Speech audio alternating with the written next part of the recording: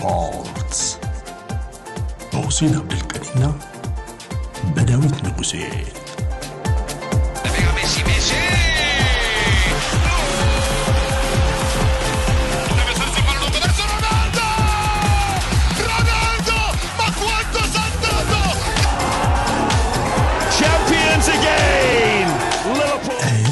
ስፖርትስ ሰላም አድማጭ ተመልካቾች እንዴት አላችሁ? ኤችዲ ስፖርት በተወዳጁ ብስራት ኤፍኤም 101.1 እንዲሁም ኤችዲ ስፖርት ዩቲዩብ ቻናል ላይ የዕለተ ሰኞ ፕሮግራማችን ጀምሯል። በርከት ያሉ ጉዳዮች ይነሱበታል።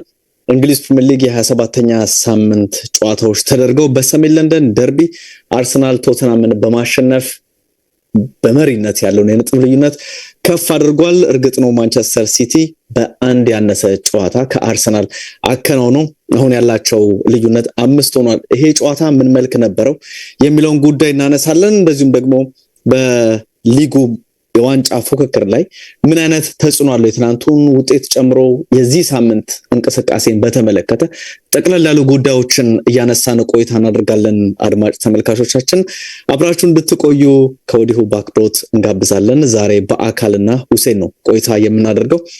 ሁሴን እንዴት ነህ? ሰላም ነው ያለው? ሰላም ታዲያስ በአካል እንዴት ነህ? ሁሉ ሰላም አለን። ሁሴን ነው የ27ኛ ሳምንት የእንግሊዝ ፕሪሚየር ሊግ እንግዲህ በቶተንሃምና በአርሰናል መካከል የተደረገው የሰሜን ለንደን ደርቢ ጨዋታ የህዳር ወር ውጤቱ የተደገመ ሆኗል። ሁሴን ህዳር ወር ላይም 4-1 ነበር። አሁንም 4-1 በሆነ ውጤት ተጠናቋል።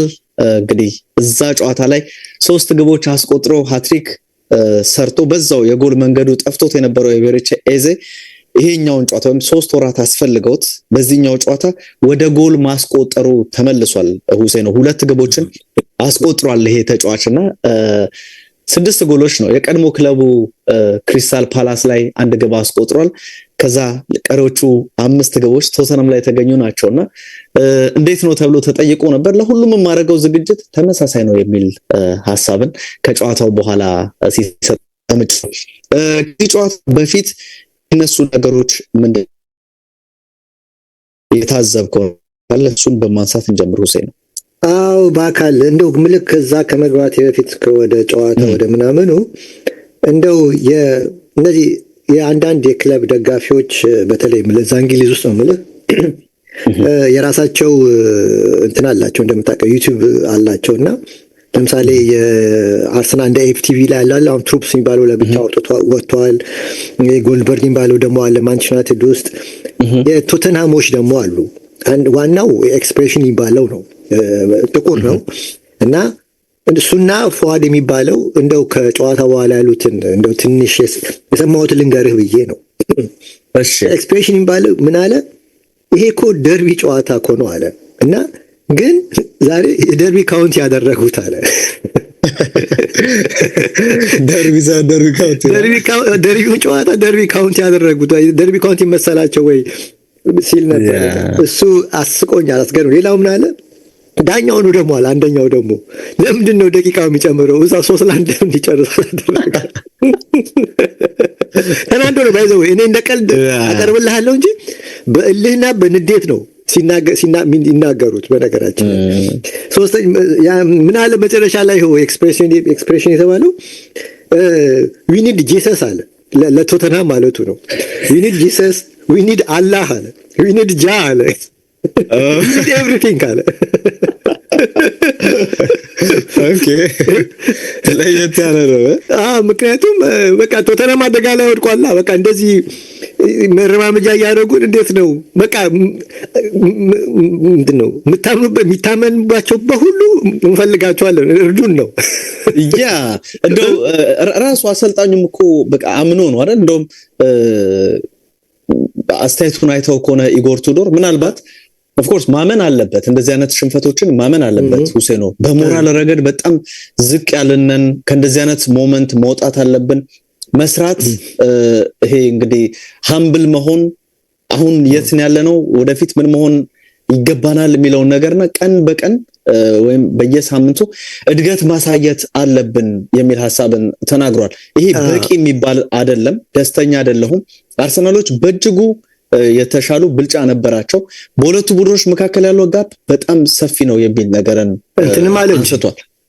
አርሰናል የዓለማችን ቤስት ቲም ነው አለ እና አሁን እያገቡለት የቶተናም ደጋፊዎች ማነው አንዳንድ ደጋፊዎች አንተም አርሰናል ነው ወይ እያሉት ልልህ ነበር። የሚገርምህ ይሄ አስተያየቱ አሁን ማመን በየትኛውም አጋጣሚ ቢሆን ደጋፊዎች ይሄን እንደዚህ አይነት አስተያየቶች ይወዳሉ፣ እነሱ ሊሰጡ ይችላሉ። ግን አሰልጣኙ ይሄን ሐሳብ መስጠቱ አላየሁም። የሚገርም አሁን ያልከው ነገር ግን የኔም ሐሳብ ቲክቶክ ላይ እንደውም ወጥቷል።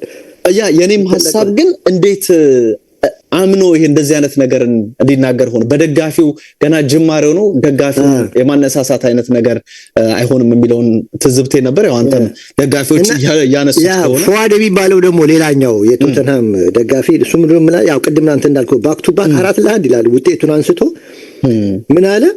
አመቱን ሙሉ ሳይጫወት እኛ ጋር የመጣ ቢበረታው ምንድነው ኤዜ አለና እኔ አለ ከካምብል በላይ ኤዜን ነው ጠራዋለሁ። እንግዲህ ካምብል ታውቃለህ ከቶተንሃም ወደ አርሰናል የመጣ ተጫዋች ነው። አስታውሳለሁ ቶተንሃም ላይ ሲጫወቱ ያኔ ጁዳ እያሉት በጣም እንትን ሲሰደብ ማለት ያኔ ጁዳ ይሉት ነበረ እና አሁን ከሱ በላይ እንግዲህ ያንን የመሰለ የወጣ ከነሱ የወጣ ነው ከሱ የባሰ ይሄንን ጠለዋለሁ ማለቱ እንትን ይላል። ይገርማል። ደስ አስተያየቶች ናቸው። ለቀን ለእንትን ለማለት አሪፍ መግቢያ ነው። ማማሻ ያህል ነው። ተኝቷል አይደል? ራሱ እኮ በቃ ኤዜ ቅድም ባነሳሁት መልኩ ነው 3 ወራት ብዙ የመጫወት እድል 18 ጨዋታ በኋላ ነው ያገባው። ከ18 ጨዋታ በኋላ ነው ያገባው። ትክክል። በዚህ በ3 ወራት ውስጥ የተደረጉ ጨዋታዎች ናቸው። ከጨዋታ በፊት የሚነሱ ነገሮች እና ስትመለከት ያው አንድ ሌላ የገረመኝ ነገር የዳኝነቱ ጉዳይ ነው። የዚህ ኮሚኒኬሽኑ ችግር ማለት ነው። ጨዋታው ገና 7 ደቂቃ እንደሄደ ኦልሞስት ወደ 6-7 ደቂቃ በቃ 6 ደቂቃ ወደዚህ ሲሉ 6 ደቂቃ ሲያስበው ከዛ ደግሞ እንደገና እሺ ተፈጠረ በጨዋታ ማለት ይሄ ኮሚኒኬሽን ግንኙነቱ የቆመው መስተካከል አለበት ብለህ ታስባለህ። እረፍት ሲወጡ 15 ደቂቃ ሙሉ የት ነበሩ? ልክ ሲገቡ ሜዳ ላይ ጨዋታ ሊጀመር ሲል እንደገና መልሰው 4-5 ደቂቃ መግደል። እንግዲህ ሰው ይሄ ጨዋታ በጣም ብዙ ማስታወቂያ ይለቀቁበት ነው። ፕሪሚየር ሊጉ በጣም ነው ማስታወቂያ ይለቀቀበት። ምክንያቱም ሲቲ ትላንት ስላሸነፈ አርሰናል ዛሬ እንዴት ይወጣል የሚል ጥያቄ ስላለ በቃ ደንበኛ ቢዝነስ ነው የሰራበት ማስታወቂያው ነው ብለህ ታዲያ እንደዚህ ቀጠሮ የጠበቀ ጨዋታ ላይ ዓለም እየጠበቀው 60,000 ተመልካች ስቴዲየም ውስጥ እያየ እንደዚህ አይነት ተራ ይሄ ዓለም ስንት ቴክኖሎጂ ደርሷል። ከእንግሊዝ እንደዚህ አይነት ተራ ነገር ሰዓት መግደል ማለት ፕሮግራሙን ለዛ ማሳጣት በጣም አስበው ተጫዋቾቹ ራሳቸው እንደገና ሪሴት ማድረግ አለባቸው። እንግዲህ ለ6 ደቂቃ ብዙ ነው። እንደገና የጨዋታው ሪትም ራሱ በጣም አርሰናል ደግሞ በጣም ጫና እያበዛ ነው በ6 ደቂቃ ውስጥ እና ኢቭን ለአርሰናል ደጋፊዎች ራሱ ጥሩ ለኤፍኤው ጥሩ አመለካከት ነው ለዚህ ላዘጋጁ ኦር ለምንድን ነው ለአጠቃላይ ለዚህ ለተፈጠረው እንትን ለአርሰናል ደጋፊዎች ጥሩ መልእክት የለውም። ላይሆን ይችላል ግን በጥሩ እንትን አይሉትም ገብቷል። ምክንያቱም በጣም ጫና እየፈጠረ በጣም ትክክል ቴምፖን ባንዴ ነው የገደለው አይደለ? በጣም ጥሩ ነበረ። ኦልሞስት ጨዋታው የነበረው የቶተናም አጋማሽ ላይ ነው። በደንብ የተከላካይ ክፍሉ ወደፊት መጥቷል። ጫና እየፈጠረው ኳስ ቁጥጥር እድሎችን ለመፍጠር ጥረት የሚደረግበት ሰዓት ላይ ነበርና ልክ ራሱ በቃ ይሄ አንዳንዴ እንደዚህ አይነት ቴምፖን የማውረድ አይነት እንቅስቃሴዎች ይደረጋሉና በተቃራኒ ቡድን ነው ይሄ ነገር የሚደረገው። በዳኞቹ የሆነ ይመስላል ሁሴን ነው እና እሱ ነው ቀጥልሽ። እሺ አይ ነው አንተ እንድትል ነው እሱ ነው ማለት ከዛ በቃ እኔ ከዛ ወደ ጨዋታው ልገባለ ነው ዝም ብዬ የምትለው ነገር ካለ ማለት አይ ኖ የለኝም።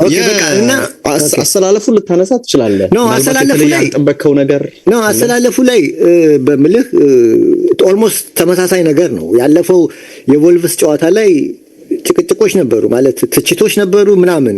በተለይ ቲምበር ይገባል ወይ ዙቢሜንዲ ይገባል ወይ እንደዚህ ነገር ገብቷል።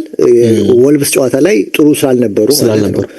ቶሳር በርግጥ ማን ነው ማዱዌኬ በርግጥ ወጥቷል፣ ሳካ ገብቷል፣ ግን ኤዜን ማል ከቶታል እና ያው ኤዜን ያስገባው ሁኔታ ደግሞ ግልጽ ነው። ይገባል፣ ስነ ልቦና እንዳለው ውስጡ ይገባል። ያው ሂሳቡም ደግሞ ሰርቶለታል። ቁማሩ በደንብ የሰራው ትክክል በደንብ ሰርቶለታል። እና እንደው እንትኑን አሰላለፉን ካልከኝ ይሄን ነው ምልህ፣ ብዙ ልልህ አልችልም። ሌላ ብዙ ነገር ላነሳልህ አልችልም። ግን እንደው ይሄ ጨዋታ ግን ዝም ብለህ ስትመለከተው በአርሰናል ፍጹም የበላይነት የተጠናቀቀ ነው እና በሁሉም ረገድ እንግዲህ አርሰናል የበላይ ነበር እና ድሉ ይገባዋል ትላለህ፣ ትዘጋለህ። ግን ዝም ብለህ እንደው ስትመለከተው ለምን ብለህ ካነሳ እነዚህ አሁን የዚህ ሞሜንተሙን ግራፎች ስትመለከት ቶተንሃም የለም፣ በቃ ነጩ የለም፣ በቀይ ነው በአብዛኛው የምትመለከተው። እሱ ብቻ ሳይሆን አርሰናል በኤምሬትስ ላይ የተጫወተ ነው ይመስል እንደዛ አይነት ግራፍ የምትመለከተው አንድ ቡድን በደጋፊ ፊት ሲጫወት ነው ፍጹም የበላይ ያውም ደርቢ ካውንቲ ሳይሆን ደርቢ ጌም ሆኖ እንደ ሰውየው እንዳለው እና በተለይ እነዚህ አስደንጋጭ የሚሆኑ ስታቶች አሉ። አስደንጋጭ የሆኑ ስታቶች ለምሳሌ አርሰናል 4-1 አሸንፎ ቢግ ቻንስ 6-0 ነበሩ። 6 ቢግ ቻንስ ፈጥሯል። ቶተንሃም ምንም አልፈጠረም። በፋይናል ሰርድ ላይ አርሰናል ቶተንሃም 29 ጊዜ ሲደርስ አርሰናል 138 ጊዜ ነው የደረሰው። ይሄ አይደለም ዋን ትልቁ እና መነጋገሪያ ነጥብ ዋናው የሚመጣልህ በምንድን ነው? በፔናልቲ ቦክስ ሳጥን ውስጥ በመንካት በጣም የሚገርም ነው እኮ ያ ፔናልቲ ቦክስ ውስጥ አርሰናል ቶተንሃም 7 የነካው እሱም ሰከንድ ሃፍ ነው። ፈርስት ሃፍ ላይ 2 ብቻ የነካው አንድ ብቻ የነካው አንድ ጎሉ ነው የተቆጠረው። ግን አጠቃላይ ግን ቶተንሃም 7 ጊዜ ፔናልቲ ቦክስ ውስጥ ነክቷል። አርሰናል 46 ጊዜ ነው የነካው። ይሄ ማለት በየ2 ደቂቃው አርሰናል በቶተንሃም ፔናልቲ ቦክስ ይገኝ ነበር እና ወደ ኋላ ተመለስኩና እንዴ ተች አደረገኝ። ይሄ ሳየው 2 ደቂቃ በጣም ብዙ ነው። በየ2 ደቂቃ መመላለስ በጣም ብዙ ነው በአካል እና ወደ ኋላ ተመለስኩና እስቲ የቻምፒየንስ ሊግ ተቾችን ፔናልቲ ቦክስ ተቾችን ለመመልከት ጣርኩኝ እና አሁን አንደኛ ማንቸስተር ሲቲ ነው ፔናልቲ ቦክስ ፐር ጌም የሚነካው 30.8 ነው። በየጌሙ ፐር ጌም በአማካይ የሚነካው 30.8 ነው። ሁለተኛ አርሰናል ነው 30.1 ነው። አንድ ጎልም የለም፣ አንድ ተችም የለም። በ30.8 እና በ30.1 ኦልሞስት እንደው አንድ ልትለው ያኛው ወደ 31 ይሄኛው ወደ 30 አስተጠጋጋ እንደዚህ አይነት ነገር ማጠጋጋት ነገር በቃ እሺ ብቻ አስጠጋው። ሶስተኛ ሊቨርፑልን ታገኘው 20.1 ነው። አራተኛ ዩናይትድ ነው 20.2 ነው። አራተኛ 24.5 እነዚህ ቤስት አምስቶቹ እነዚህ ናቸው። ይሄ ማለት እንግዲህ አማካይ የፕሪሚየር ሊጉ አማካይ 30.8 ከሆነ ትልቁ 46 ደግሞ አስበው 46 ስትመለከት በቃ አሁን በዚህ ዓመት በፕሪሚየር ሊግ ውስጥ ፔናልቲ ቦክስ ውስጥ ብዙ ከተገኙት ቁጥር ግንባር ቀደሙ ተርታ ውስጥ የሚቀመጥ መጣስቀም ኦፍ ኮርስ በአጠቃላይ ጊዜ ይወስዳል እንጂ ማንቸስተር ሲቲ፣ አርሰናል፣ ሊቨርፑል፣ ዩናይትድ፣ ብራይተን አጠቃላይ ነኩት እስካሁን አለ። ለምሳሌ ማንቸስተር ሲቲ 770 ጊዜ ተቻርጓል። አርሰናል 753 ነክቷል። ሊቨርፑል 732 ነው። ማንቸስተር 629 ነው። ብራይተን 612 ነው።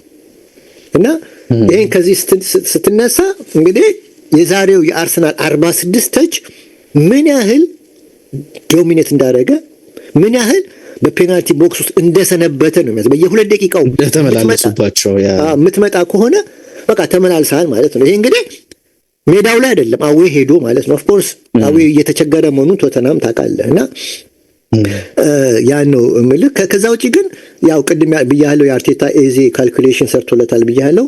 ግን እዚህ ሜዳ ላይ ግን ቀላል ብለህ የምትገምተው አይደለም። አዎ ሜዳው ላይ ብዙ ነጥብ ጥሩ ነጥብ የለውም። ነገር ግን ከ3 ሳምንት በፊት ማንቸስተር ሲቲ 2-0 መርቶ ከእረፍት መልስ 2-2 መውጣቱን መርሳት የለብንም። ገብቷል። 2-2 የወጣ ቡድን ነው። ስለዚህ ቶተንሃም በዚህ ላይ ደግሞ ይሄ ጨዋታ ቤንዚል አለው፣ ደርቢ ነው እና ማንም መሸነፍ አይፈልግም እና ስለዚህ አሁን ከዚህ መነሻ የጨዋታውን ግምት ማውረድ የለብንም። አሁን ወራጅ ከወራጅ ጋር ተጫውቶ ነው ሊባል ይችላል። ያለ አይደለም ሁሉ ጊዜ አርሰናልን ለማሸማቀቅ የሚኬድበት መንገድ መቼ ብዙ ስለሆነ ቶተንሃም ወራጅ ነገር ነው፣ ወራጅ ቲም ነው ሊባል ይችላል። ግን ወራጅ ስለሆነ ወልቭስም የወረደውም አስቸግሯል። እንኳን ቶተንሃም አይደለም። ኢቨን ትላንት ተመልክተሃል፣ ቅዳሜ ዕለት በርንሌ እንዴት ብሪጅ ላይ መጥቶ ነጥብ አስጥሎታል። ብሪጅ ላይ ኧረ ሊሸነፍም ነበር። ይሁን ባለው ብቻ እንሂድ እና ስለዚህ ፕሪሚየር ሊጉ ጠንካራ ነው። አርሰናል ጋር ብቻ ሲመጣ ነው እንጂ የሚቀለው ፕሪሚየር ሊጉ ጠንካራ ሊግ ነው እና ዝቅ ማድረግ አንችልም ማለት ነው የቶተናምን ቲም። ከዛ ውጪ ግን እና ከዛ ውጪ ያው እንዳልኩ አርሰናል በቃ ሳምንቱ ሙሉ የነበረው የሚዲያውን ጫጫታ መልስ የሰጠ ነው የሚመስለው እና ልክ ምልህ ትላንትና ማለት ቅዳሜ ዕለት ማንቸስተር ሲቲ ከኒውካስል ሲጫወት የገረመኝ ነገር ያለው ትላንትና ከዚህ ከእንትኑ በፊት ማንቸስተር ሲቲ ከኒውካስል ሲጫወት የቴሌቪዥን ተናጋሪው ምን ይል ነበር? ልክ ኒውካስል ሲያገባ 1-1 ሲሆን የአርሰናል ደጋፊዎች መሳቅ የለባችሁም ሰዓቱ ገና ነው፣ ተረጋጉ ብሏል።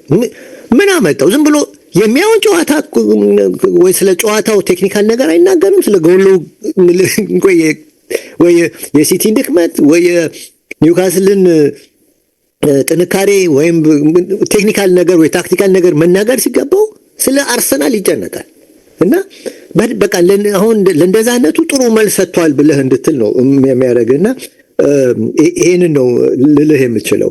ከዛ ውጪ ተቃራኒ ነው ግን አይደል? እንደ ሁሴን እዚህ ጋር ሐሳብ ለማከል የሚዲያው ላይ የተጠበቀው በቃ እና ሜዳ ላይ የሆነው ነገር ፍጹም የተለያየ ነው። በቃ ይሄ ሚዲያው ላይ የነበረው ደግሞ ዝም ብለህም ስታስበው በኮመን ሴንስ አዲስ አሰልጣኝ ነው፣ የተሻለ ሞቲቬትድ የሆነ ቡድን ሊሸነፍም ይችላል፣ ግን ፉክክር የሚያደርግ በደንብ በቃ የሚታይ አይነት ተነሳሽነት ያለው ቶተናምን ነበር ኤክስፔክት አድርገን የነበረው። አሰልጣኙም ቅድም ያነሳሁት በጣም በሞራል ረገድ ዘጭ ያለ ቲምና የተሻለ ስራን ከዚህ በኋላ መስራት እንዳለባቸው ሲያነሳ ነበር። የሜዳው ጉዳይ አንተም ያነሳው ጉዳይ ነው ሁሴን። አሰልጣኝ ቶማስ ፍራንክ በነበሩበት ጊዜ ከ13 ጨዋታ 2 የሜዳቸው ድል ብቻ ነው የተመዘገበው። 6 ነጥብ ብቻ ነው በአሸናፊነት ማለት ነው። አሁን እንግዲህ 14ኛ ጨዋታ ነው። አሁንም 2 ድል ብቻ ዛሬም ትናንትም ስለተሸነፉ ማለት ነውና ቶተናም ሜዳውን መጠቀም አሁን ከዚህ በኋላ ኢቭን አላውቅም ምን አይነት ተጽዕኖ እንዳለው የሜዳው ተጽዕኖ ምን አይነት እንደሆነ አላውቅምና የቶተናም የዘንድሮ ዓመት ብቻ ሳይሆን ላለፉት ዓመታትም ትልልቆቹን ቡድኖች እየሄዱ ያሸንፉታል። ብዙም ያለፈው ዓመት እኮ ለመውረድ ለጥቂት ነው የተረፈው እኮ ከዛም በፊት በነበሩት ጊዜያት ሜዳውን ዴቭ እንደሚለው ሁሌ ምሽግ የማድረግ ነገር የለም እና በጣም የተጋለጠ ቶተናምን የምናይበት ሁኔታ ነበር። የካላፊዮሪና የሂንካፔንም ጉዳይ እንደ ሁሴን ነው የትኛውን ሊያስቀድም ይችላል የሚለው ጉዳይ ራሱ እንደው ካስተላለፍም አንፃር ሂንካፔ በጣም ጥሩ ስለነበረ የመጀመሪያውን ግቡንም ስላስቆጠረ ልክ ቅድም ለኤዜ ቶተናም ላይ ያለው ሞራል የሚለውን ነገር አንስታል። ደግሞ በእንቅስቃሴ ረገድም ወልቭስ ላይ ጥሩ ነጥብ ካገኙ የአርሰናል ተጫዋቾች ምናልባት ትልቁ የሚሆነው የሂንካፔ እንቅስቃሴ ይመስለኛል። ሳካም ያው ተጎድቶ ወጥቷል። እንደዚህ አይነት ነገር ነበርና ያንን እንደ ሽልማት ነገር ለሂንካፔ የተሰጠ ይመስላል። ሁሴን ነው ይሄን ለማለት ነው። ሂንካፔ ይሄ የቶተናም ጨዋታ አንደኛ ነጥብ ጥለው ነው የመጡት። ቅድም ያልኩ የሚዲያው ጫና በጣም ነበር። ስለዚህ በተወሰነ መልክ ለጥንቃቄ ከካላፊዮሪ ይልቅ ሂንካፔን ቢያስገባ የተሻለ ነው። አንደኛ ሞሬ መከላከል ባሪ ያለው ሪትም ውስጥ ነው ያለው ሂንካፔ ነው፣ ጨዋታ ጌም ውስጥ ነው ያለው። ካላፊዮሪ ገና ነው አሁን ፊትነሱ ራሱ ገና ነው ይታያል። ለዚህ ነው እየቀየረው የሚያስገባው እና ኢንካምፔን ቢያስገባው እኔ እንደውም ዛሬ ፎከስ አላረኩም ብዙም። እኔ ፎከስ ያደረኩት የነበረው በቲምበር እና በዙቢሜንዲ ላይ ነበረ። ዙቢሜንዲን የማስገባት እድሉ ጠባብ ነው ብዬ ነበረ፣ ግን ያው ሪስክ መውሰድ አልፈለገም። ምክንያቱም ብዙ ድል ስላልሰጠው ለኖርጋርድ አሁን እንደዛ አይነት ትልቅ ደርቢ ላይ ደግሞ መስጠት ብሎ ይመስለኛል ያልሰጠው። ከዛ በተረፈ ቲምበር ግን ያው ረፍት ላይም ቀየረው ማለት በኋላ ቀየረው 57ኛው ደቂቃ ላይ እና ይታይ ነበረ የቲምበር እንደበፊት ድካም አለው፣ በደንብ ይታያል ድካሙ እና ይሄንን ነው ልልህ የምችለው በዚህ ላይ ከሆነ ማለት ነው። በአሰላለፉ ላይ እንግዲህ ያው ቴምፖ በጣም ጠንካራ የነበረ የጨዋታ ቁጥጥር የበላይነቱ የነበረው ቅድም እንዳነሳሁት ለዚህ ነው ምንም መተንተን አይፈልግም። ፍጹም ዋን ዌይ ነበረ ገብቷል። ስለዚህ 46 ፔናልቲ ቦክስ ውስጥ በ90 ደቂቃ በ2 ደቂቃ የሚመላለስ ቡድን እያየ በዚህ ጨዋታ ላይ ትንተና ብትሰጥ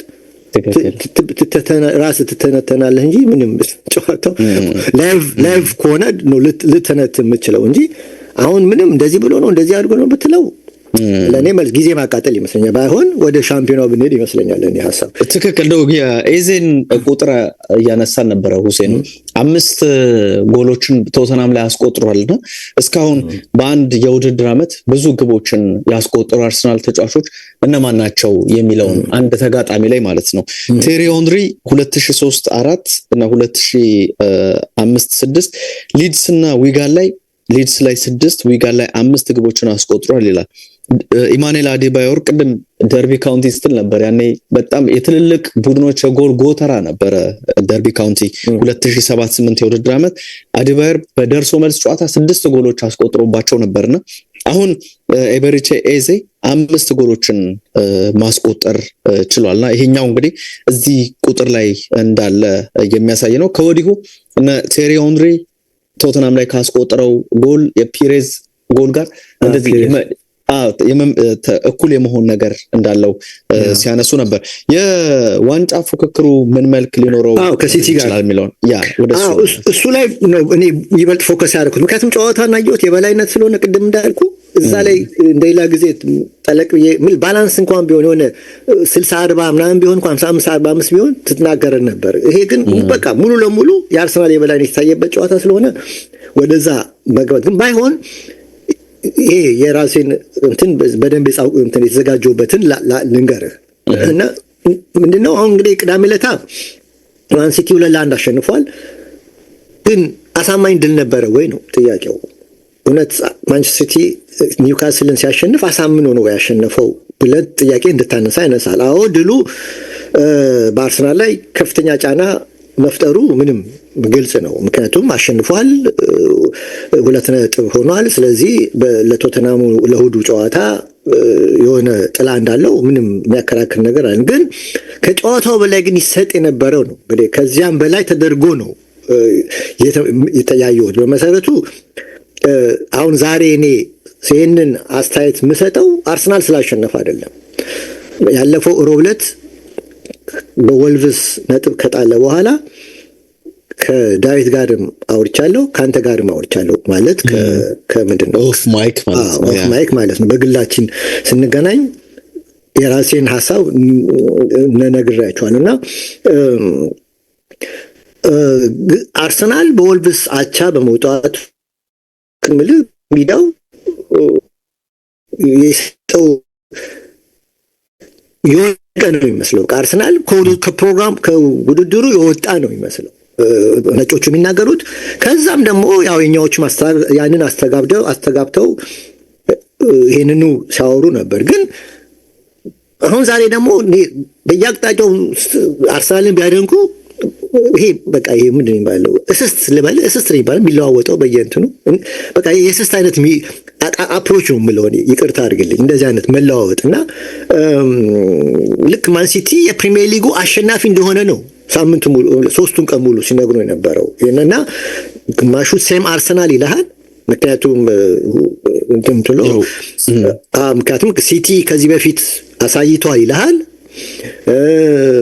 ሲቲ አጥቂ ቲም ነው ይልሃል። የሚቀርቡት አስተያየቶች ሁሉ እውነት ሲቲ ዘንድሮ የሚያጠቃ ቡድን ነው እውነት ከምን መነሻ ነው ይሄን ነጥብ የሚናገሩት ብለህ እንድትጠይቅ ያደርግሃል። ለምሳሌ ሲቲ ከዚህ በፊት አሳይቷል በአርሰናል ላይ ይሉታል። መቼ ነው ያሳየው? ይሄንን የዛሬ 2 ዓመት ነው አይደለም? አምና ይሄ ኳሊቲ ካለው ለምን ነው ሊቨርፑል ያልደረሰው? እንደዚህ አይነት ኳሊቲ ካለው ለምን ነው ሊቨርፑል ለምን 3ኛ ወጣ? አምና ስለ ካቻም ነው አንድ ቡድን ለማድነቅ የዛሬ 4 ዓመቱን 5 ዓመቱን ታሪክ እያነሳ ታጠጋጋዋለህ ዝም ብለህ ገብቷል። እና እውነት የዘንድሮ ማንቸስተር ሲቲ አጥቂ ቲም ነው ካልከኝ ቅዳሜ ዕለት የቅዳሜውን ጨዋታ የቅዳሜውን ፎርም ላየው አሁን ቅዳሜ ከኒውካስል ጋር የተነበረውን አፕሮች ስታየው ማንቸስተር ሲቲ እውነት የወትሮ ማንቸስተር ሲቲ ነው ለእኔ አይደለም ነው የሚሉት። አይደለም ነው እኔ ብቻ አይደለም ኳስ ለሚመለከት ሰው ምንም ፋክት የሌለው ነገር ነው። ገብቷል። ምንም ማረጋገጫ የለም።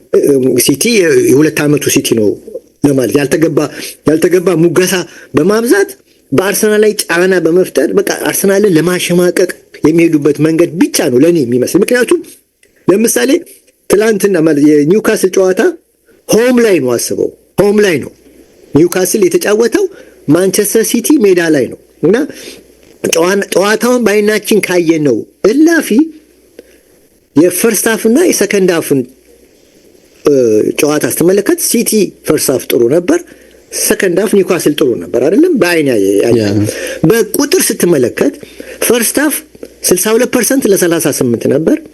ኤክስጂው 0.77 ለ0.32 ነበር።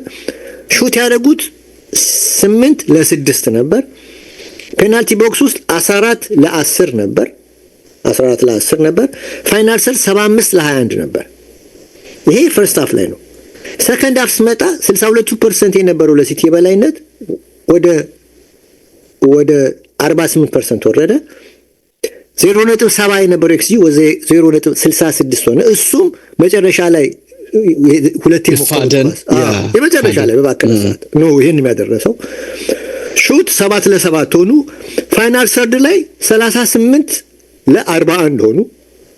41 የቶተንሃም የኒውካስል ሆነ እና ይህን ስትመለከተው ሰከንድ ሃፍ በኒውካስል የበላይነት መጠናቀቁ በደንብ ያሳያል። እና ታዲያ ከምን መነሻ ነው ማንሲቲ በዛ በፈርስት ሃፍ ዶሚኔሽን ነው ተነስተው ነው ማንሲቲ ድሮ ነው ብለህ እንድታስብ። ሰከንድ ሃፍ ግን በትክክል የተመለከትኩት ማንቸስተር ሲቲ የካውንተር አታክ ቲም መሆኑን ያየሁት። የመልሶ ራሱ ቁጥሩ የሚገልጽልሃል የመልሶ ማጥቃት ቲም መሆኑ ነው የታየውና ሃላንድ ጭራሽኑ በመከላከል ስራ ላይ ነው በብዛት ስንመለከቱ የነበረውና ፈርስት ሃፍ ላይ ቦታ አልበቃኝም ያለው ኦሬሊ ጠፍቷል። ሰከንድ ሃፍ ላይ ጠፍቶ ነበር። ሮድሪ ሰከንድ ሃፍ አልነበረም። ሰሚኒዮ አልነበረም። ቤርናርዶ ሲልቫ አልነበረም። ማርሙሽ እንደውም ጥሩ ስላልሆነ ከ15 ደቂቃ በኋላ ቀየሩ። 58-59 ደቂቃ ላይ ቀየሩ እና ይሄ ሁሉ የኒውካስል የበላይነት ስለነበረ ነው እና ቅድም እንዳልኩ ሲቲ ንጹህ ካውንተር አታክ ቲም ሆኖ ነው የቀረበው በሜዳው ላይ ነው የምናገረው። እና አርሰናል እንደዛነት አፕሮች ቢቢዝ ምንም ጥርጥር የለውም። ይሄ አሸናፊ ቡድን አይደለም፣ አጥቂ ቡድን አይደለም ይባላል፣ ፈሪ ቡድን ነው ምናምን እና ይሄ ባህሪው ደግሞ የቅዳሜው ብቻ አይደለም። በነገራችን ላይ ዘንድሮ ደጋግሟል። ሰከንድ ሃፍ ላይ ሲቸገር ትመለከት ሊቨርፑልም አገባ እንጂ እና ሁለተኛው ጊፍት ሰጧቸው እንጂ ሊቨርፑል የበላይ ነበረ። አይታል ሰከንድ ሌሎቹም ጨዋታዎችን መጥቀስ ይቻላል እና ስናነሳውም አልነበረ ራሱ ከዚህ በፊት አንስታቸዋል። ግን ይገርማል። አሁን ቅዳሜ ዕለት እንደዛ በመልሶ ማጥቃት የተጫወተው ሲቲ ፔፕ ጋርዲዮላን እያየ ዴይሊ ሜል ላይ አድናቆት ሰጠውታል ለማንቸስተር ሲቲ። በጣም የገረመኝ እሱ ነው። አዌ ላይ እኮ ቢሆን እሺ፣ ግን ሜዳው ላይ እየተጫወተ እንደዚህ አይነት በካውንተር እየተጫወተ ፔፕ ላይ በማናውቀው ነገር እየተመለከትን ማድናቆት መስጠት እኔ ከምን ተነስቶ እንደሆነ ግራ ነው የሚገባ እና ይሄ አፕሮች እድለኛ ነው። 2 ጨዋታ ሜዳው ላይ ነው የተጫወተው። አሁን ውጪ ይወጣል። የሚቀጥለው ጨዋታ ውጪ ነው የሚወጣው እንደምታውቀው አዌ ላይ ማንቸስተር ሲቲ ከ10 6 አለው አዌ ማች ላይ። ከ10 6 አዌ ማች ላይ እንዴት ይዘልቃል የሚለው ጥያቄ አሁን ነው መነሳት ያለበት። እንደው አሁን መነሳት ፎርሙን ከተመለከት ማለት ነው እና ይሄ በደንብ መታየት ያለበት ነገር ነውና ከዛ ውጪ ማንቸስተር ሲቲ የክሬቲቪቲ ካፓሲቲው በጣም መውረዱ በደንብ እየታየ ነው። በአካል አይታል በእጅጉ አስቆልቁሏል። ለነገሩ ይገባሃል። ምክንያቱም ለምንድን ነው ሼርኪን የመሰለ ተጫዋች በጣም ክሪያቲቭ የሆነ ተጫዋች አስወጥተህ ኦሬሊን መሀል ላይ ስታስቀምጠው ፔፕ ጋርዲዮላ ምንነካው ብለህ እንድጠይቅ። አሁን አርቴታ እንደዚያ ቢያደርግ በእርግጠኝነት ነው የምልህ የእንግሊዝ ሚዲያ እንዴት ማለታቸው አይቀርም ነበር። እና ሼርኪን የመሰለ አርቲስቲክ ልጅ እንዴት አስቀምጠን ኦሬሊ ጎል አግብቷል። አዎ ጎል አግብቷል፣ ግን የቲም ክሬቲቪቲው ግን የለም። ጎል ስላገባ ብቻ ተጫዋቹ የቲሙን ክሬቲቪቲ ትልቅ ያደርጋል ብሎ መጠበቅ የዋህነት ነው በአካል እና ራሱ ፔፕ የፊሎሶፊ ለውጥ ውስጥ እየገባ ነው ብለህ እንድጠይቅ ያደርጋል። ሼርኪን አስቀምጠህ ያንን ልጅ ስታመጣው እና ዘንድሮ ስትመለከተው ማንቸስተር ሲቲ አንደኛ እንደ በፊቱ አታኪንግ ፕሬሲንጉ ወርዷል፣ የለም። ሁለተኛ ኢንቴንሲቲ ብሎ ነገር እየጠፋ ነው ማንቸስተር ሲቲ ውስጥ። ሶስተኛ ካውንተር ፕሬሲንግ በፊት እኮ ካውንተር ፕሬሲንግ ላይ እኮ በጣም ኃይለኛ ነበረ ሲቲ፣ አሁን የለም። ኢንቴንስ የሆነ ፖዚሽን የለውም አሁን። ይሄ ኳስ ሲይዝ የአርሰናል አይነት ባህሪ ያለው ይሄ ሶፍት የሆነ አያያዝ አለ አይደለም፣ እንደዛ ነገር ነው ያለው እና ግን ዘንድሮ ይሄ የደቹን ሰውዬ ማን ነው የክሎፕ ረዳት የነበረው ላንደርስን አምጥተዋል አይደለም። እንግዲህ ይሄ ሰውዬ ለምን መጣ ካልክ ምንም ጥርጥር የለውም ኢንቴንሲቲ ለመጨመር በቲም ውስጥ መሆኑ ግልጽ ነው። ምክንያቱም ሰውየው ከአንድ ሁለት መጽሐፍ ጽፏል ስለ ኢንሳይድ ሊቨርፑል ብለው ርዕሱም እንደዛው ነው አይደል? ኢንቴንሲቲ የሚለው እና ኦር ስቶሪ የሚለው 2023 የወጣው የበፊቱ ደግሞ ኢንሳይድ ሊቨርፑል ሁለቱም ማለት እና ያውን ኢንቴንሲቲው እንደ ክሎፕ ጊዜ እንደነ ከሆነ አግሬሲቭ የሆነ ካውንተር ፕሬሲንግ ነበረ። አሁን ግን ኔፓ የለም። አታኪንግ ፕሬሲንጉ አግሬሲቭ አይደለም፣ ሶፍት ነው እና ዝም ብሎ ግን አሁን ሰውየው መጣ። በመሬት ላይ የምንመለከተው ግን የዚህ ተቃራኒ ነው አሁን የምንመለከተው ማንቸስተር ሲቲ እና ታዲያ ከመነሻ ነው ዘንድሮ ሲቲ የሚደነቀው ይሄን ያህል የሚፈራው ብለህ እንድጠይቅ ያደርግሃል። እና ይሄ በቃ ያኛውን የአርሰናልን ስነ ልቦና ለመብላት እንደሆነ ግልጽ ነው። ለእኔ ነው የምልህ። እኔ በደጋፊነት ብቻ ለማወራ በእግር ኳስን ማዕከል አድርጌ ነው ማወራለን። ደግሞ ከተሳሳትኩም ልታርመኝ ትችላለህ በምሰጠው አስተያየት በአካል እና ሌላው የዘንድሮ ሙገሳ ቅድም ያነሳው የሚያጠቃ ቲም ነው ተብሏል። እንግዲህ በኦፌንስ ፕሌይ በኩል ቤስት ነው እየተባለ ነው እና እስቲ በአርሰናል እና በማንቸስተር ሲቲ መካከል ልዩነቱ ምንድን ነው ብለን እንመልከት። እውነት ሲቲ ፍጹም ከአርሰናል የበለጠ ጎል ያገባል? እንግዲህ የሚያጠቃ ቡድን ነው ካልክ ከአርሰናል ቢያንስ 10 እና 12 ጎል በትንሹ መብለጥ አለበት አይደለም? ማንቸስተር ሲቲ እየተከታተልከኝ ነው አይደለም? ያ እና ስታቱን ስትመለከት ማንቸስተር ሲቲ በአጠቃላይ በኦል ኮምፒቲሽን ማለትም በፕሪሚየር ሊጉ 54 ጎል፣ በኤፍኤ ካፕ 11 እያልክ በካራባኦ ካፕ ቻምፒየንስ ሊግ ካልክ ያስቆጠረው 95 ጎል ነው። ልክ እንደዚህ አሁን አርሰናል ወይ 85 ወይ 82 ወይ 81 መሆን አለበት የሚያጠቃ ቡድን። ይሄ ሁሉ ውርጅብኝ በሚዲያው እየወረደበት አለ። አርሰናል ኦል ኮምፒቲሽን 96 ነው፣ አንድ በልጦታል። እንደውም 95 ለ96 ናቸው እና ይሄ በማጥቃት በኩል ነው።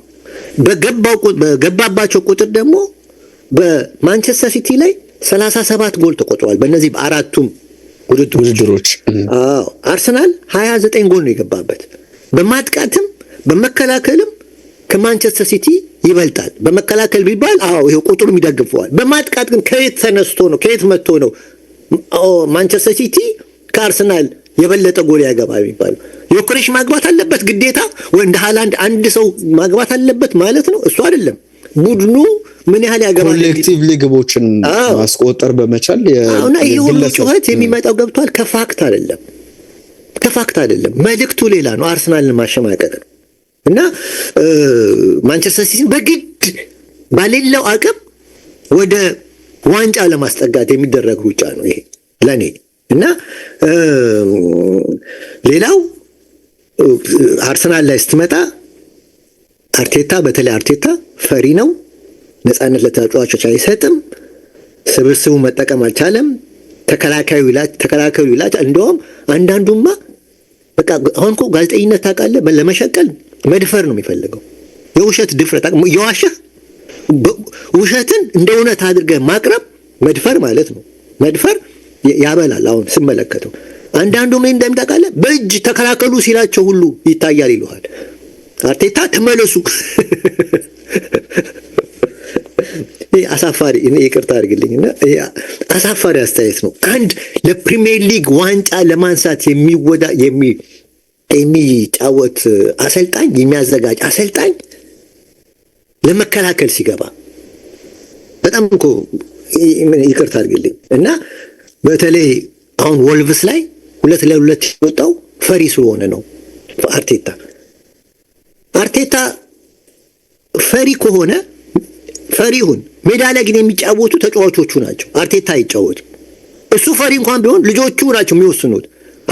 አናቅልህም ብለው ወደፊት ኳስ እየሄዱ ማጥቃት ይችሉ ነበር አይደለም እንዴ? ወይ ደግሞ እሱ መክሯቸው አይደለም። በጋብርኤልና በራያ መካከል ነው ያ ኳስ አይደለም 2-1 የፈጠረው እሱ አይደለም። ጋብርኤል ወደ ኋላ ቴስት አውጣ፣ ራያ ወደፊት ሄደ ይሄን ኳስ አውጣ አይሎም። እሱ የልጁ ውሳኔ ነው፣ የተጫዋቾቹ ውሳኔ ነው እንጂ የአርቴታ አይደለም። እና ይሄን እግር ኳስን አለመረዳት ነው። በኔ እምነት አለመረዳት ነው። እኔ ይሄ አሁን የምናገረውን እርግጠኛ ተጫዋቾች ናቸው አንደርስታንድ የሚያደርጉት። እኔ ማውራው ነው አሁን ይሄ ትላንት በዲኤስቲቪ ወይ ምንድነው ለቁማር ብሎ ኳስ ለማየት የጀመረ እንደዛ ሊል ይችላል፣ ላይገባው ይችላል። ገብቷል? እና ይሄ ሜዳ ውስጥ የተከሰተ ክስተት ነው። በቃ እዛ ጋር የተፈጠረ ክስተት ነው እና ለዚህ አርቴታ ተጠያቂ ስታደርገው በጣም አሁን ሳምንቱን ሙሉ አርቴታ እንደውም ፋብሪጋዝ ይምጣ አርቴታ አውት ማለት ተጀምሯል። በጣም እኮ ነው። እና እንግዲህ አስበው አንድ ደግሞ ፈሪ ነው ተጫዋቾቹ ላይ ጫና እየፈጠረ ነው እሱ። እንዲሁም ደግሞ ያው ሚዲያውም ጫና ይባላሉ። ተጫዋቾቹ ስነ ልቦና ችግር ላይ ናቸው ይባላል። እና ምክንያቱም ዘንድሮ አርሰናል 6 ኳሶችን በኢንዲቪዱዋል ኤረር ገብቶበታል፣ አስቆጥሯል። አሁን ከዛሬው የራይስ ጋር ተጠምረህ ማለት ነው እና ዛሬ ራይስ የፈጠረው ጋር ማለት ነው። እና እውነት አሁን ስፖርት ሳይንሱን ስትመለከት የግለሰብ ስህተት ሳይኮሎጂካል ሁሌ የሳይኮሎጂካል ችግር ነው ብለህ ስትመለከት አይደለም። የግለሰቦች ኤረር የሚፈጥሩት በስነ ልቦና ችግር ብቻ አይደለም፣ ሌሎች ፋክተሮችም አሉ አይደለም። እና ሌሎችም ፋክተሮች አሉና ያው መልቲ ፋክተሮች አሉ፣ የተለያዩ ምክንያቶች አሉ። እሱ አንደኛው ሊሆን ይችላል እንዳልከው፣ ግን ሌሎች ተጨማሪ ነገሮች ቴክኒካሊም አለ፣ ታክቲካሊም አለ እና ፊዚዮሎጂካሊ ማለት በፊዚካል ማለት ነው። ቴክኒካሊ ስልህ ተቾችህ ጥሩ ካልሆኑ ለተጋጣሚ ቡድን ትሰጣለህ፣ ለጎል ምክንያት ትሆናለህ። ቦዲ ፖዚሽንህ ጥሩ ካልሆነ ተመሳሳይ ችግሮች ትፈጥራለህ። ወይ ደግሞ ፓስ ስታደርግ ዊክ ይሆን ደካማ ፓስ ቴክኒካሊ ደካማ ፓስ ስታደርግ ይሄን ችግሮች ትፈጥራለህ። ይሄ ከቴክኒክ ችግር ነው እንጂ ከስነ ልቦና አይደለም፣ ወይ ደግሞ ጫና ስለበዛብህ አይደለም። ሌላው ታክቲካሊ ነው። ታክቲካሊ ደግሞ የምትሳሳተው ብዙ ጊዜ ሮንግ ዴሲሽን ትወስዳለህ። ምክንያቱም ጌሙን በደንብ ሳትረዳ ወይ ያለውን አካባቢ ያለውን ሲቹዌሽን በደንብ ትራክ ሳታረግ ጌሙን ሚስ አንደርስታንድ አድርገህ የተሳሳተ እንትን ታደርጋለህ። ሮንግ ዴሲሽን ውሳኔ ትወስናለህ። ይሄ ታክቲካል ስህተት ነው። ሌላው እንግዲህ ቅድም ያልኩህ ሶስተኛው ፊዚዮሎጂካል ነው። ይሄ ደግሞ ፊዚዮሎጂካል ደግሞ ይሄ ሰውነት ሲደክም ፋቲግ ማለት ከፋቲግ የሚመጣ የትኩረት ማጣት ከድካም መጣ ይመጣና ያኔ ባድ የሆነ መጥፎ ፓስ ታደርጋለህ ይላል። እና ወይ ደግሞ ዲሃይድሬሽን ይሄ ውሃ ብዙ ሲጠማህ ምናምን ሰውነት በጣም አልቦ ማለት ነው እና ወደ ድካም ያመጣል። እና እነዚህ አይነት የሰውነት ችግር ሲያጋጥምህ ነው። እና ዛሬ ለምሳሌ የራይስን ብትመለከተው አሁን ራይስ የስነ ልቦና ነው ብትለኝ እኔ አላውቅም። ወይ አንድ ቤት ለአንድ ሳምንት ተከራይቼ ብቻዬን እስቅብሃለሁ ይሆናል ድንገት። የምሬ ነው። አሁን የራይስ ዛሬ የስነ ልቦና አይደለም። ራይስን ታውቀዋለህ፣ እንደዚህ አይነት ችግር የለበትም እሱ። እና ስህተቱ ምንድን ነው? ታክቲካል ስህተት ነው እና ቴክኒካል ስህተት ማለት ያ ፖዚሽኑን በደንብ አላየውም። ዙሪያውን ሁለት ተጫዋቾች መሀል መልበቱ ምናምን መወሰኑ ገብቷል። እነዚህ ነገሮች የእሱ ችግር እንጂ ከአእምሮ የመጣ ችግር አይደለም። እና ይሄ መታረም አለበት። አንድ ይሄን ነው። ሌላ ማማሩ ሌላው የአርቴታ ነፃነት አይሰጥም ለተጫዋቾች የሚባለው አማርኛ ነው። እንደውም እንደ ፕሪሚየር ሊጉ እንደ አርሰናል ተጫዋቾች በነፃነት የሚጫወቱ የሉ፣ ነፃነት አላቸው። በአብዛኛው ተጫዋቾቹ ስፔስን አታክ እንዲያርጉ በፊትም ተናግራለሁ ይሄንን ጉዳይ። አርሰናል ሲጫወት ስፔሱ ነው የሚያጠቁት እና ከዚህ በፊት እንደውም አርቴታ ተናግሯል። ስንት ፎርማሲዮን ትጠቀማለህ ብለውት 15-20 ሲላቸው ነበር። ታስታውሳለህ? ትክክል። ምክንያቱ ለምንድን ነው? ስፔሱን ነው የሚያጠቁት። ስፔሱን ግን የሚያጠቁት ሲያጠቁ ነው። ቡድናቸው ግን ጥሩ ኮንዲሽን ላይ ካልሆነ የሪትም ወረድ ከመጣ ግን ወደ መከላከሉ ግን ሲመጡ ግን ሲሪየስ ናቸው። መከላከል ላይ በቃ ሲሪየስ ናቸው እና ይሄ ነው እና እንደ አርሰናል አንድ ቦታ ሳይሆን ከቦታ ቦታ ሲለዋወጥ የሚንቀሳቀስ ቲም የለም። እኔ ከአርሰናል ሌላ ያየሁት እና እንደውም አርቴታ ስቴሽነሪ የሆነ እንትን አለ፣ ፍሌክሲብል ነው። ስቴሽነሪ የሆነ ታክቲክ አለ የሚጠቀሙ ተጫዋቾቹን ያለ ቦታቸው በየጊዜ ነው የምትመለከተው። እያንዳንዱ ተጫዋች ያለ ቦታው የማይመለከትበት ዞን ውስጥ ገብቶ ትመለከት። ራይስ ብቻ አይደለም፣ ሁሉም ዙቢሜንዲን ውሰደው፣ ከኋላም ያሉት ውሰደው፣ ኢንካፔን ውሰደው፣ ቲምበርን ውሰደው፣ አክስ ውስጥ ይገባል፣ ውጭ ይወጣል። ሳካ ቦታ ይለውጣል። ዮከሬሽ ከመስመር ይነሳል፣ ወደ ኋላ ይመልሳል። እንደውም እንደ አርሰናል እንደ አርቴታ ነፃነት የሚሰጥልም ከምን መነሻ እንደሆነ አይገባኝ። ነፃነት ይከለክላቸዋል ምናምን የሚባሉ ይሄ ምንም እንደውም ማንም እንደ አርሰናል ከያቅጣጫው ጎል የሚመጣ የለም። አሁን እንደውም ዛሬ ሳሊባ ነው ሊገባ ነበር፣ ራሱን ስሙ ሊያስመዘግብ ነበር። ሰዓት አንድ ጎል ቴስት አይተው እንደሆነ እና የሚገባ ኳስ ስቷል እና ሳሊባ ነው እንደውም ይቀርና እና በረኛው ነው የቀረው። ሌላ ማንም የቀረው እሱም አንድ ቀን ፔናልቲ ያገኝና ያገብቶ እሱም ይገባለት ታሪክ ይመስለኛል በረኛው እና እነዚህ ነገሮች ይገርመኛል። አሁን አርቴታ አውት፣ አሁን የሌላ ተጋጣሚ ቡድን አርቴታ አውት ደንቀ፣ ምክንያቱም ለአርሰናል ፖዚቲቭ አመለካከት የላቸው። የሚገርመኝ ይሄ የአርሰናል ደጋፊ ነው አውት ሲል በቃ ውጤት ሲያመጣ ይጨፍራል፣ አቻ ሲወጣ አርቴታ አውት ይላል። ልክ በቃ የቬንገር ጊዜ አሁን እየመጣ ነው። ገብቷል? የቬንገር ጊዜ የነበረው ስህተት አሁን ሊመጣ ዳርዳር እየተባለ ነው እና ይሄ ተገቢነት የሌለው ለማለት ነው እና አሁን አርቴታ አስበው አርሰናል ላለፉት 20 ምናምን ዓመት ለቶፕ 4 የሚጫወት ቲም ነበረ። ኦፍኮርስ ቬንገር በራሳቸው ጥረት ነው ያንንም ያደረጉት። አንድ ዓመት ብቻ ነው ያመለጣቸው ቻምፒየንስ ሊግ፣ ግን የዋንጫ ቲም አልነበረም፣ ምክንያቱም በተወሰነ በጀት ስለሚንቀሳቀሱ። አሁን ግን ያሉት እንትኖች ለአርቴታ በሩን ከፍተውለታል። ይሄ ደግሞ ለአርቴታ ጥሩ አጋጣሚ ሆኖታል። ግን ያገኘውንም መሳሪያ ለመጠቀም ጥረት ማድረጉ ክሬዲት ይገባዋል። ይሄ ልጅ ተጫዋቾች ስለመጡለት ብቻ ይሄንን መጠቀምም መቻሉ በዚህ በጠንካራ ሊግ ውስጥ ይሄንን መጠቀም ከቻለ ክሬዲት ይገባዋል። ቀላል እኮ አይደለም። ባለፉት 3 ዓመት ሁለተኛ መውጣት እኮ በጣም እኮ ትልቅ እኮ እንትን ነው፣ ትልቅ እኮ ውጤት ነው። እናጣጥለዋል። ይሄ ተከታይ ይሉታል እንጂ ይገርማል። ወልቭስ ደጋፊዎች 2-2 ሲወጡ እኮ ዛሬም ሁለተኛ እያሉ አሁን ያሉ ይጨፍሩ ነበረ። እነሱ ቲማቸው ወርደዋል፣ ስለመውረዱ አይጨነቁም። እነሱ የጨነቃቸው የአርሰናል ተሻሸቁ ላይ ምናምን እና ይሄን ነው ምልና አሁን በአራት የሚዋጋ በአራት ያን ካፕ ፋይናል ደርሷል። ፕሪሚየር ሊጉን እየመራ ነው። ቻምፒየንስ ሊግ በአስተማማኝ ሁኔታ አልፏል። ኤፍ ኤ ካፕ ወደ ቀጣይ ዙር አልፏል። ስለዚህ ይሄ ትልቅ ክሬዲት ይገባዋል እንጂ ዝም ብለህ ታጣጥል፣ ሚዲያው ያጣጥለው።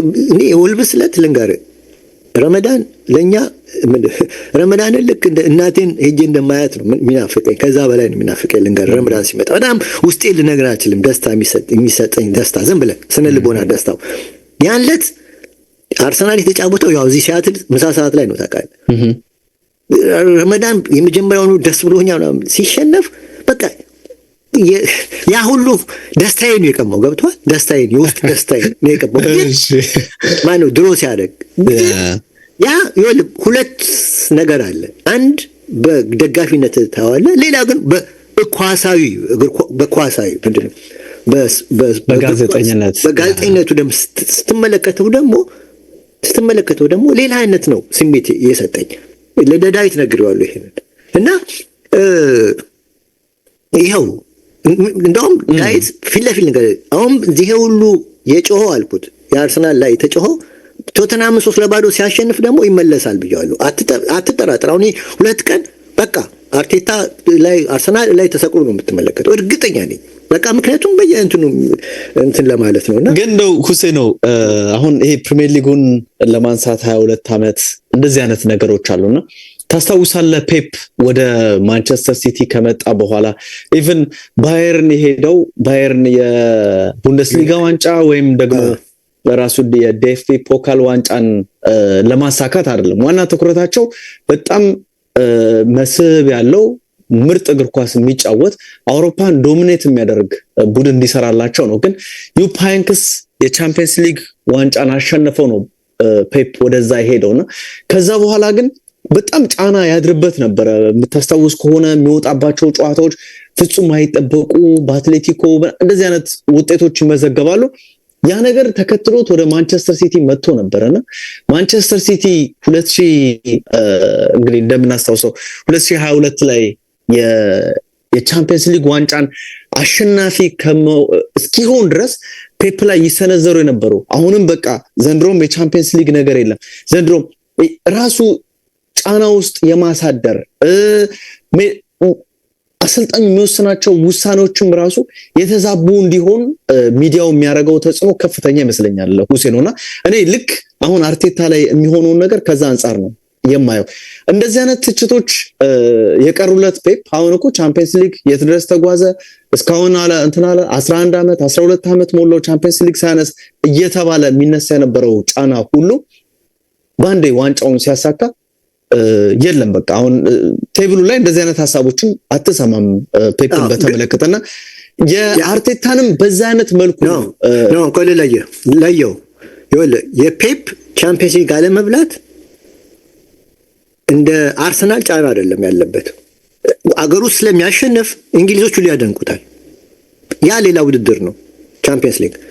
የእንግሊዝ ሚዲያ ፔፕን ቢነቅፈው እንኳን ሶፍት የሆነ ምንድነው ቀላል ዝም ብሎ ጠንከር ያለ እንደ አርቴታ አይነት እንደ አርሰናል አይነት በፍጹም ልታነጻጽረው ማችልም እንትኑ ሊለያይ ይችላል።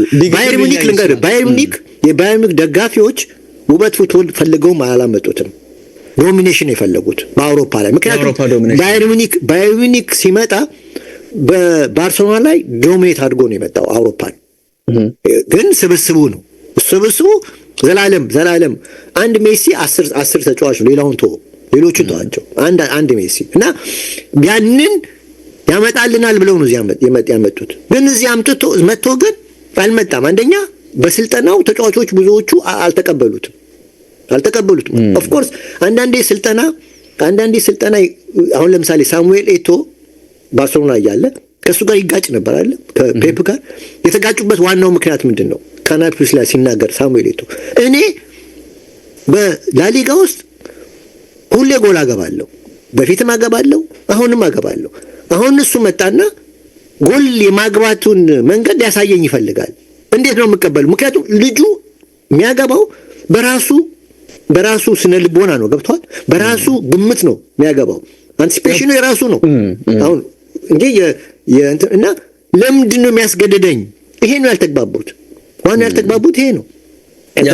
ፕሩቭን አጥቂ ነኝ የሚለውን ነገር ምክንያቱም ፔፕ ጋርዲዮላ አጥቂ ሆኖ አልተጫወተም።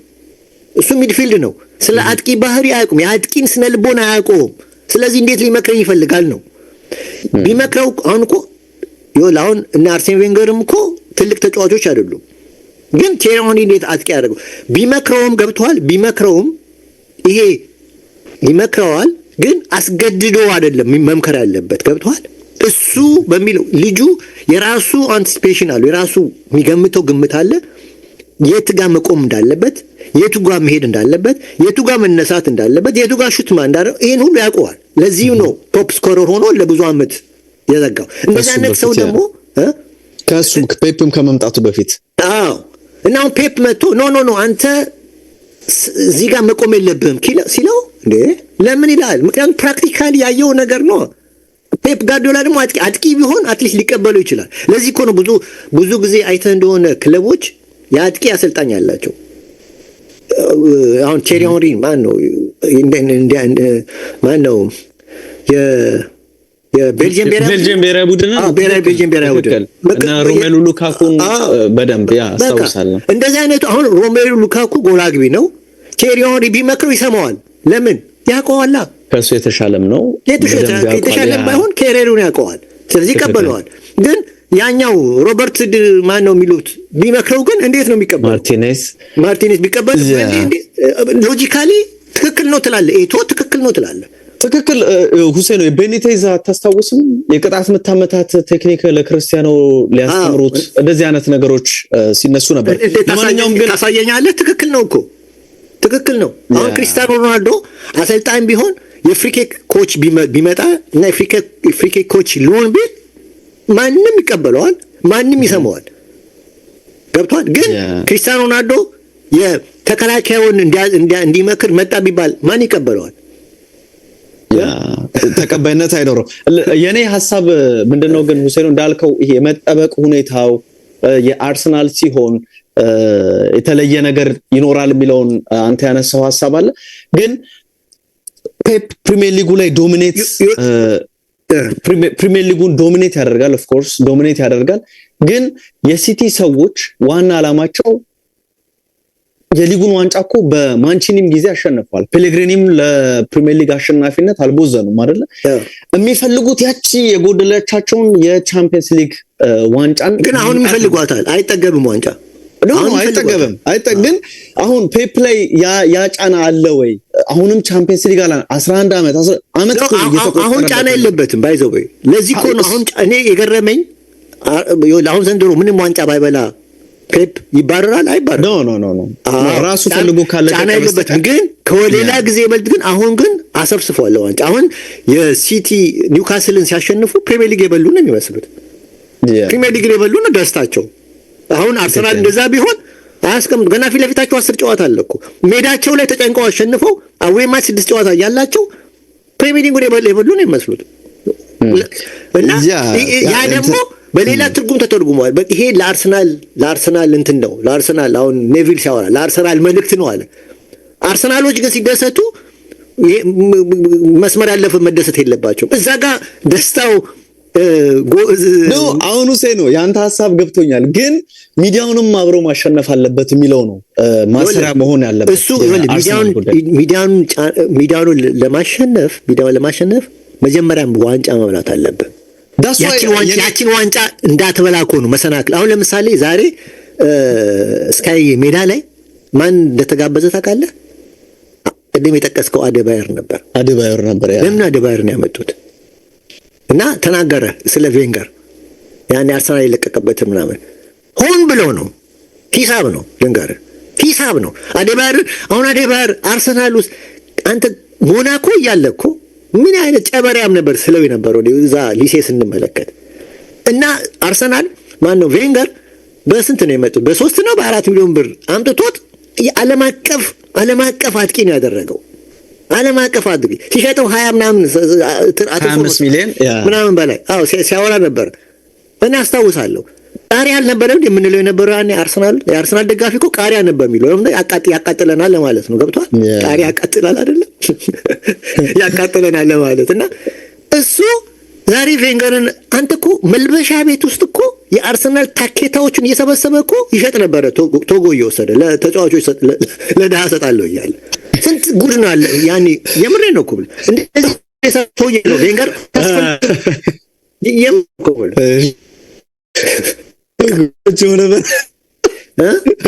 ጫማ ይቸበችብ ነበር። ለወላጆቹ እኮ አልሆነ እኮ ነው። ባለጌ እኮ ጥንቋ አደረገችበት። ምንድን ነው መተት አደረገችበት ምናምን ጁጁ አደረገችበት። ለማንኛውም ነው እና ዛሬ ግን ኮከብ ሆነው ደግነቱ አርሰናልም አፈርድ የሚያስጋጣቸው የጠበቁት አልሆነላቸውም። የምሬ ነው የምልህ እና ፔፕንና የአርቴታን አታመሳስል ለማለት ነው። ኤኒዌይ ነው ማመሳሰል ሳይሆን ግን አይመጣጠንም ፍላጎታቸው፣ ጫናው አሁንም አርሰናል ላይ የበለጠ ጫናው ሊጠነክር ይችላል። አመቱም ልዩነት አለው ሴን 11 12 ዓመትና 22 ዓመት 21 22 ዓመት ያለው ልዩነት ራሱ ሌላ ጫና ያለው ይመስላልና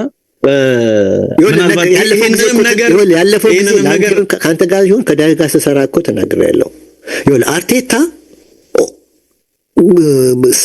ምርጥ የሆነ ፉትቦል ከ2 ዓመት በፊት አሳይቶናል። 2-3 ዓመት በፊት አሁን 5ኛ ዓመቱ ነው። ዋንጫ ነው ማምጣት ያለበት። ለዋንጫ ደግሞ ሲሪየስ መሆን አለበት። እንደ ፈረስ ነው። አሁን ዋንጫ ብቻ ነው አላማው።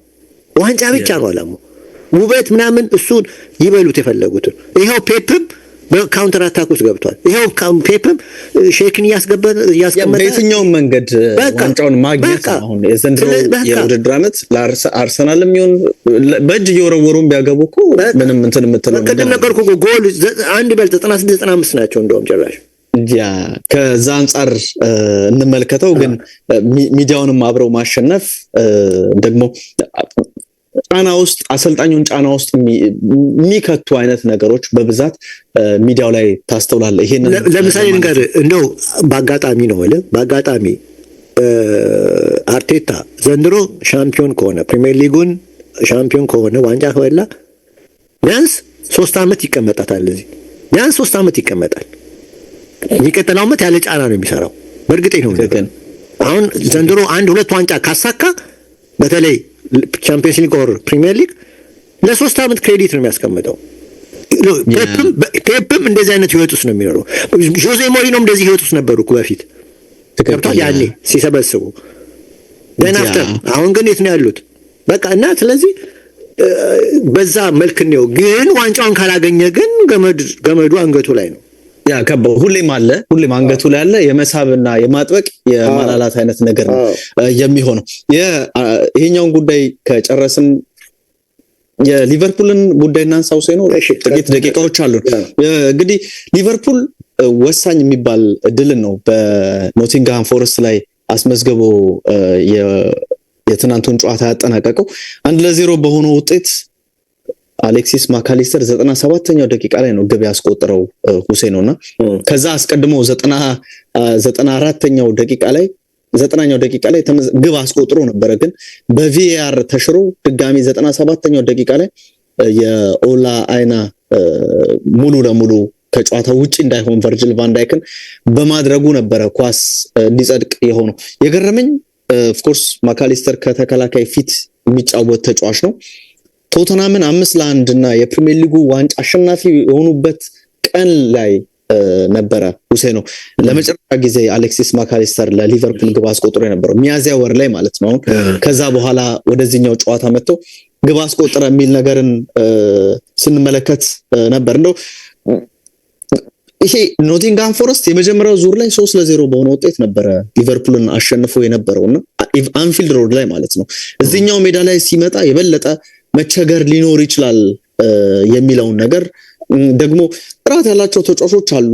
አንዳንዴ ከምንም ውጤት መለወጥ የሚችሉ ተጫዋቾች ወይ የሆነ በካውንተር የሆነ በግል ክህሎት እንደዚህ አይነት ነገሮችን ልትመለከትበት የምትችለው አይነት ቡድን ነው በኖቲንግሃም ፎረስት በኩልና ያ አይነት ነገር ሊከሰት ይመስል ነበር። የመጀመሪያው አጋማሽ ላይ በጣም ትልቁ ሃይላይት የነበረው ከግብ ጠባቂው አሊሰን ቤከር ጋር ተገናኝቶ ያመከነው ኳስ ነው በኖቲንግሃም ፎረስት በኩልና ያን ያክል ጫና አሳድሮ መጫወት አልቻለም ነበረ ሊቨርፑልን ስትመለከተውና ይሄ ነገር በጣም ተጽዕኖ ፈጥሮባቸው ነበርና ጨዋታው ላይ እስከ መጨረሻው መቆየት መቻላቸው ብቻ በውድድሩ ወይም ይሄንን ሙሉ 3 ነጥብ ይዘው እንዲወጡ ያደረጋቸው ይመስላል። ትልቁ ጫና የሚመስለው ሁሴን አሁን ወደ ቡድኑ ወደ ጥሩ ፎርሙ የመጣ ያለው ፍሎሪያን ቬትዝ በማሟሟቅ ላይ ያለ እንግዲህ ጉዳት ገጥሞታልና አሰላለፍ ውስጥም ተካቶ ነበር። ከዛ በኋላ ግን እንዲተካ ሆኗል። ምን ያክል ጊዜ ከጨዋታ እንዲወጣ ያደርጋል የሚለው ጉዳይ ይሄንን ተጫዋች በተመለከተ እንዲጠየቅ የሚያደርገው ይመስላልና በጣም ደካማ የሆነ የመጀመሪያ አጋማሽን በሊቨርፑል በኩል የተመለከትንበት ደግሞ ሳላህም ለመጀመሪያ ጊዜ 9 ጨዋታዎች ተቆጥሯል ሁሴኖ ግብ ሳያስቆጥር በፕሪሚየር ሊጉ በመደዳና ወደ ሊቨርፑል ከመጣ ይሄን ያክል የጎል ድርቅ ገጥሞት አያውቅም የሚል ነገርን እየተመለከትን ነበር። አሰልጣኝ አርነ ስሎት ከጨዋታው መጠናቀቅ በኋላ በጣም ጠባብ የሚባል ማርጅን ነው የሚል ነገርን አንስቷል። ደግሞ ቡድኑ በጣም ስሎ ሆኖ ስለመጀመሩ የመጀመሪያው አጋማሽን ያነሳንበትን መንገድ ማለት ነውና በጣም ስትራግል አድርገን ነበረ የሚለውን ነገር ሲያነሱ ነበርና ምንም ሳይቆጠርብን አስቆጥረን መውጣታችን ራሱ እድለኛ እንድንሆን ያደርገናል የሚል ነገርን ሲያነሱ ነበረ። እንግዲህ በሁለተኛው አጋማሽ በተቆጠረ ግብ ሊቨርፑል አሸንፏል የሚለውን ነገር እናንሳና የዛሬ ፕሮግራማችንን እናጠናቅ። ኤችዲ ስፖርት በተወዳጁ ብስራት ኤፍኤም 101.1 እንደዚህም ደግሞ ኤችዲ ስፖርት ዩቲዩብ ቻናል ላይ ወደ እናንተ ደረሰ ለተሰኘው ፕሮግራማችን የአንድ ሰዓት ቆይታ ነበረን። አብራችሁን ስለነበራችሁ እናመሰግናለን። ዩቲዩብ ላይ እንግዲህ ሰብስክራይብ በማድረግ እንድታበረታቱን በማክበር እንጋብዛለን። በአካልና ሁሴን ነበረ ቆይታ ያደረግነው የዛሬው ፕሮግራማችንን። ሁሴኖ አንተም ሰላም ሁን፣ አድማጭ ተመልካቾቻችንም ሰላም ሁኑ ብያለሁ። መልካም ጊዜ። ቻው ቻው።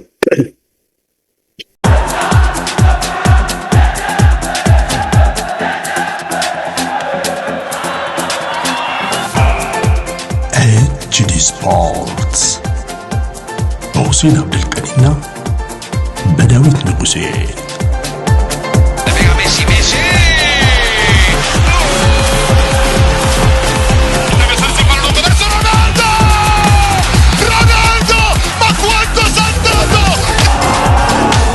Champions again! Liverpool! HD Sports.